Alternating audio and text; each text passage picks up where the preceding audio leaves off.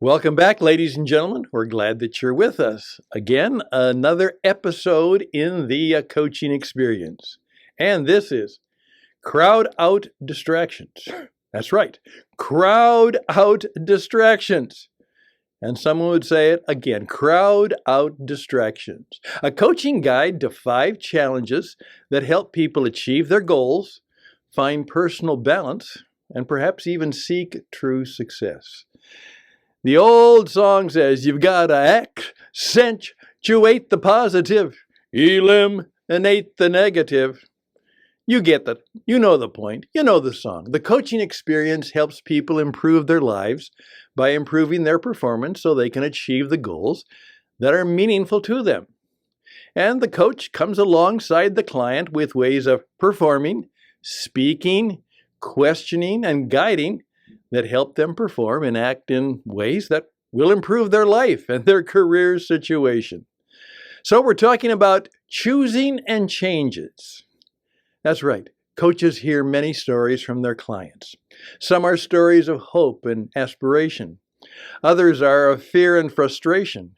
Coaches are engaged to help people who are doing well to achieve even more, and to help people who are stuck, lost, and defeated to rally and begin to make progress. You see, most people are somewhere in between, and even successful people have areas of their life where they feel a little extra guidance and accountability would be helpful. It's said that coaching is for all who are seeking success or wishing for greater success. No matter what their situation, a coach always reminds the client of their power to make a choice. The continued refrain is, you can choose. You are always a choice. The choices may not be easy, and the results of any choice may seem grim, but a choice can be made. One can decide on a course of action and choose to follow through. Now, the client may feel very stuck and unable to see any options in their situation. Even so, a coach gently but firmly suggests that they can make a choice. They can choose to change. A choice to do, think, or be something different is by definition a choice about change. It can be a change in understanding. We call that learning. It can be a positive change in attitude. We call that growth. Those are desirable changes, and the coaching experience helps the client to learn and grow. But ultimately, coaching comes down to changing one's behavior in desirable ways to achieve results that are beneficial to them and others. That's maturity. The learning, growing, and maturing person is much more likely to be able to define what success means to them and then be able to achieve it. The purpose of this guide and this program is to direct you to 5 coaching ways of confronting, questioning, choosing, and acting that can give clarity and conviction to change-seeking men and women so they can improve their behavior. This brings better results into their lives, into their businesses, and their leadership practices. First, a word about energy. Nothing happens without energy. It is a law of physics and a vital truth and a source of awareness for effective living. Energy refers to all of the life-giving and sustaining forces that grant us the capacity to work, achieve, create, and think. Effective people are continually creating, directing, and sustaining personal energy to get what they want out of life. Rest, good food, recreation, meditation, and passion are ways that create energy.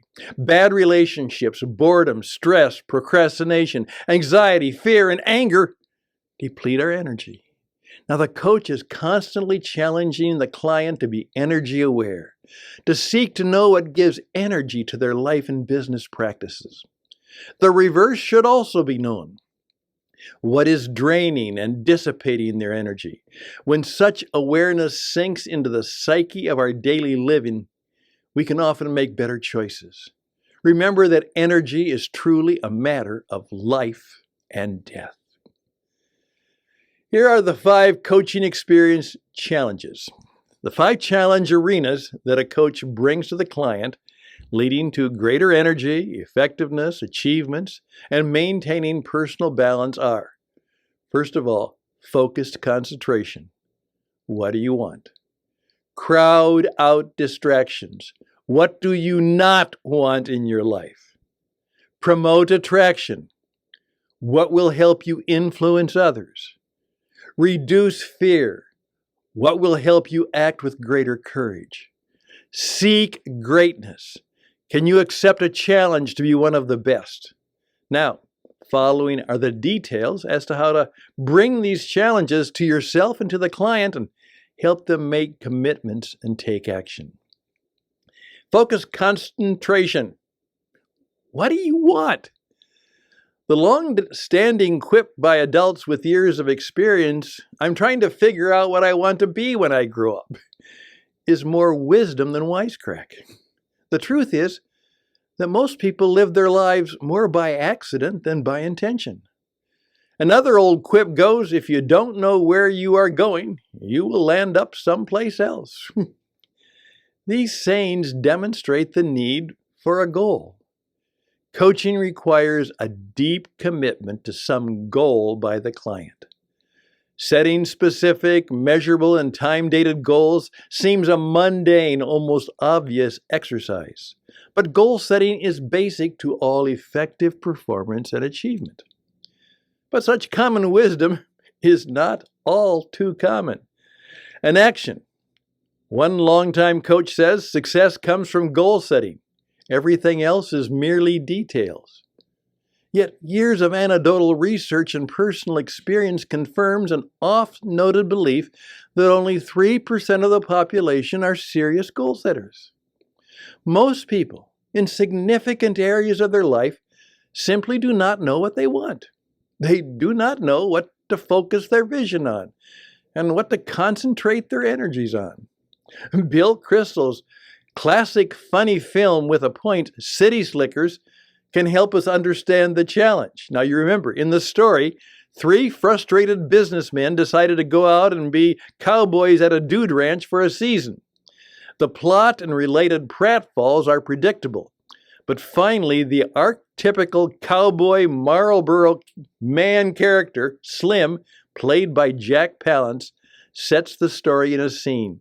He glares down at the on-his-butt Kristol character and says, "You know what this is all about, don't you?" "What's that?" the Kristol character replies. "It's about finding the one thing," Slim replies. "What's that?" Kristol asks.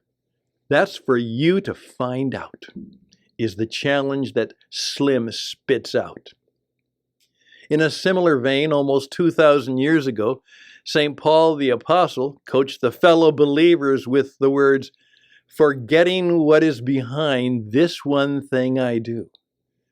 Now, there are a multitude of tools and techniques available for the coach and client to look at their life and business and to discover what they want to give focused concentration to. I've asked clients to write their own obituary, prepare their memorial service, or make a last 1-minute phone call to people they care about as a guide that might be important to them. We've designed together personal saints, top 10 lists, 60-second commercials to know what they hope to be, want to accomplish, and say. We've done wish lists, 90-day goals. How do you want your life to be different in 6 months? All these are ways to start setting goals. These are just a few ways to do what every effective, energized, and successful person does. They have and had a purpose, a goal on which to focus and concentrate on. Now, crowd out distractions. They are distractions. What do you want in your life? It's been pointed out that once you know what to say yes to, it's much easier to know what to say no to. Once the client and coach have focused concentration, they must intentionally crowd out distractions. Distractions are much of what daily life is all about. Appointments are not kept. A customer complains. A child gets sick. The car needs repair. And the list goes on and on. These take energy away from the primary concentration. These distractions seem not to be of our own choosing. Often our only choice is the decisiveness with which we deal with them. But there are other distractions over which we have some control. The time and energy we give to a problem employee, the delay in getting tax forms filed, and our reluctance to confront a person or a relationship or a performance issue. They're just a few of the many issues that can be dealt with courage, force of will, and action. These kinds of distractions can be reduced or eliminated. In doing so, the energy these distractions claim and drain from our performance and well-being can be reduced. Then there are the delightful distractions, and they can vary from the triple ice cream cone that distracts from a good eating resolution and concentration to the new business opportunity with questionable value or profitability, but may just be a winner. A lot of time can be spent on checking out seemingly new and good stuff that takes us off the focus of our concentration. The stories of dealing with or not dealing with distractions are an anthology unto themselves. I recall a CEO who told me of her dismay over a problem colleague. When asked how long this had been going on, she replied, "About 11 years." On the other hand, I informed another leader of a pressing liability issue. He terminated our coaching conversation, expressed deep regrets, asked his assistants to reschedule, and went out and personally solved that distraction issue right then. Distractions are deadly to focus, purpose, and direction, but they cannot always be easily and quickly dealt with. We cannot deal death to all distractions, but we can begin to crowd them out. In a metaphorical way, we can begin to raise our elbows and give ourselves the place and space to give our energy to what we have decided to focus on and concentrate our efforts and energy on. I often ask, how long do you want to deal with this? What could we do if we dealt with this? How are you going to feel when we are done with this? Or in a plagiarized paraphrase, we can ask, when are you going to just do it? In summary, a central principle of effective coaching and coaching is crowd out distractions. Now, promote attraction that will help you influence others. In the classic film Field of Dreams, the voice says, "If you build it, they will come." In the coaching experience, we discover that if you become and build it, then they will come. One of the primary coaching principles is the concept of personal attraction. It may be as simple as the fact that when one is focused, attentive to their course, attentive to others, and effective, people notice. There may also be physical, mental, emotional, and even spiritual energy that draws in and attracts others when we learn how to focus. Whatever the source, this ability to draw in and influences others is what we call personal attraction. And the cultivation and character and enhancing the quality of one's performance is a part of promoting attraction. It is often one of the major challenges for clients that the coach may have to address. The challenge and concept will be enhanced later in a coaching experience guide. But for our purpose now, to promote attraction challenge to coach and client generally falls into 4 areas. Be interesting, marketing you, stay connected, be real. Be interesting. Focus concentration on the purposes that are important does not mean that we abandon all other interests and pursuits. Just the opposite is true. The cultivation of hobbies, avocations, and a Renaissance mind makes a person more interesting. A woman told me, the last thing the world needs is more dull men. With a smile, I added, and women. People with wide interests are attractive. People who are truly interested in others are also more attractive. Good coaching seeks to help the client to be less self-absorbed and to cultivate a healthy and responsible interest in others. Marketing you, promoting attraction, and influencing others includes a healthy interest in self-promotion. We live in a market economy where business flows to the person who understands the nature, psychology, and practice of personal marketing. People who seek to lead and be more effective often must persuade and influence others. The art of persuading, influencing others, indeed, marketing you, is often a vital part of performance coaching. Be real. This is a subject unto itself. Joe Pine and Jim Gilmore are following up the experience economy with a forthcoming book on authenticity in business. In a preview, Getting Real, available on their website, they say, the vitality of our economy will directly flow from our individual and collective ability to master the discipline of authenticity in the years and decades to come. To create increased value, everything must be rendered more real. This call to authenticity is significant in the coaching experience because, as I continually discover, everything from sales training to executive leadership development strategies in most corporations often requires individuals to fit into some mold of the day. Help others resist that and be real. Stay connected. Promoting attraction is often summarized in a call to keep connecting. Fear, anxiety, defeat, and depression cause one to collapse into themselves. Withdrawing into oneself is seldom an effective long-term strategy. Retreating for a season, a timeout, to rest, renew, and recharge is good. Retreating as a strategy always fails. Staying connected, being real, marketing you, and being interesting promotes attraction. Reduce fear. That will help you act with greater courage. It's tough but true. When anyone seeks to make significant improvements in their life, fear comes forward. Positive change often comes down to courage. Coaches help people increase their courage. All living things are essentially conservative creatures. Predictable patterns are often what we seek, from my dog to me to my elderly parents. So even though we may not be doing our best or even doing very well, we fall into ways of doing life and dealing with issues in ways which we are comfortable. To do something other than how we are used to is fearful. People usually find uncertainty a source of anxiety.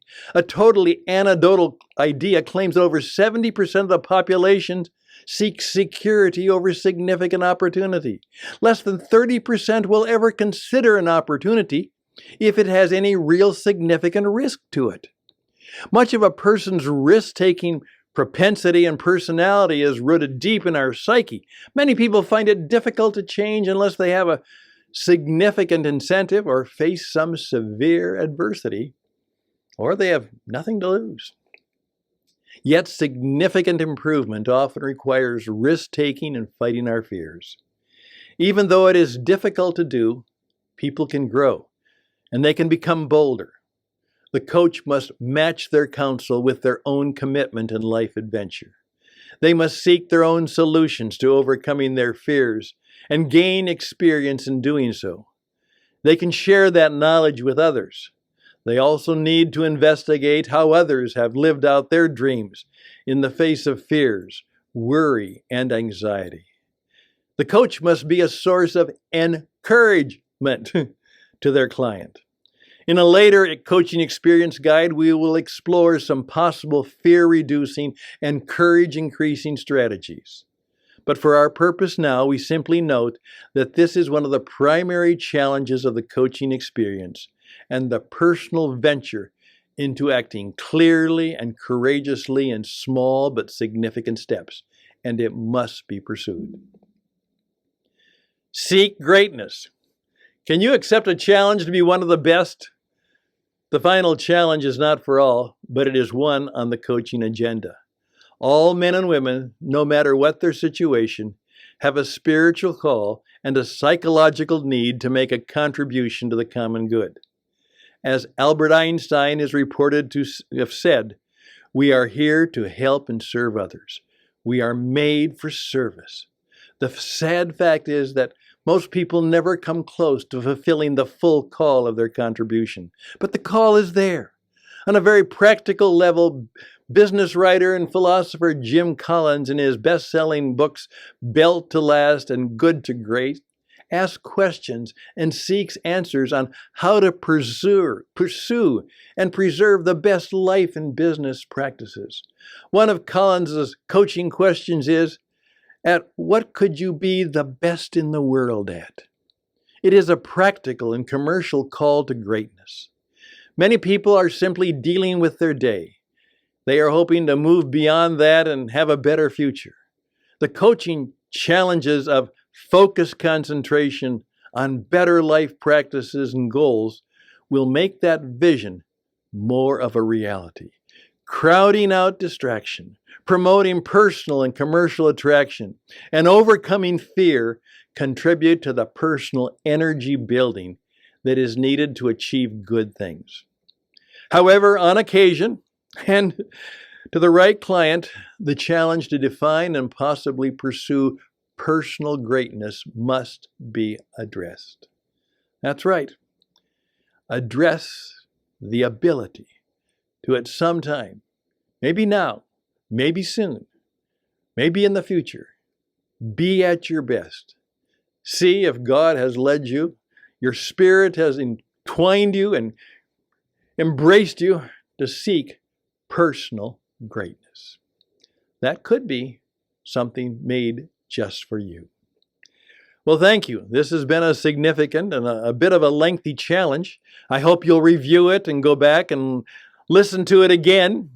Perhaps read the transcript and see if you can make even greater sense of it that way. But we'll press on. We have a lot more to learn on how to be the very best at coaching and guiding and mentoring others so that we can have a better world, because we have people who are living at their best and enjoying helping and serving others. That's what we're called to do, and we're called to do it well. Best and blessings to you. We press on. Bye for now. Please reach out to me, Stan Houston, at stan@witradio.net. Witradio.net is our website, and 520-664-7002 USA.